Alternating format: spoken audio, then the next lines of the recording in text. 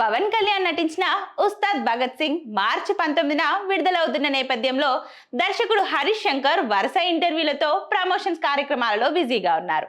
ఈ సందర్భంగా ఆయన ఈ సినిమా విశేషాలతో పాటు మెగాస్టార్ చిరంజీవి గురించి కూడా చేసిన వ్యాఖ్యలు ఇప్పుడు సోషల్ మీడియాలో వైరల్ అవుతున్నాయి.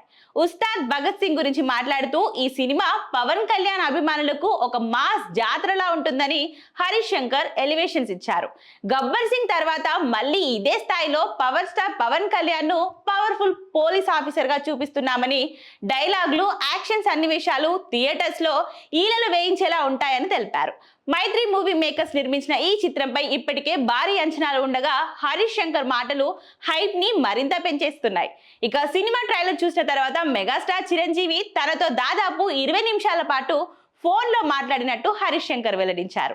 ఇక తన భవిష్యత్ ప్రాజెక్టుల గురించి చెప్తూ మెగాస్టార్ చిరంజీవితో సినిమా చేయాలన్నదే తన చిరకాల కోరిక అని హరీష్ శంకర్ స్పష్టం చేశారు. త్వరలోనే చిరుతో ఓ ఫుల్ లెంత్ మాస్ ఎంటర్టైనర్ చేయబోతున్నట్లు రివీల్ చేశారు. చిరంజీవి గారితో నేను సినిమా తీస్తే అది ఖచ్చితంగా రౌడీ అల్లుడు, గ్యాంగ్ లీడర్, దొంగ మొగుడు తరహాలో వింటేజ్ మాస్ స్టైల్లో ఉంటుందని, ఆ స్థాయి సినిమాను ఆయనకు ఇవ్వడమే నా లక్ష్యమని వెల్లడించాడు. ఇక ప్రస్తుతం చిరంజీవి, విశ్వంబర వంటి భారీ చిత్రాలతో బిజీగా ఉండగా హరీష్ శంకర్ కూడా ఉస్తాద్ విడుదలతో పాటు మరికొన్ని ప్రాజెక్టులపై దృష్టి పెట్టాడు.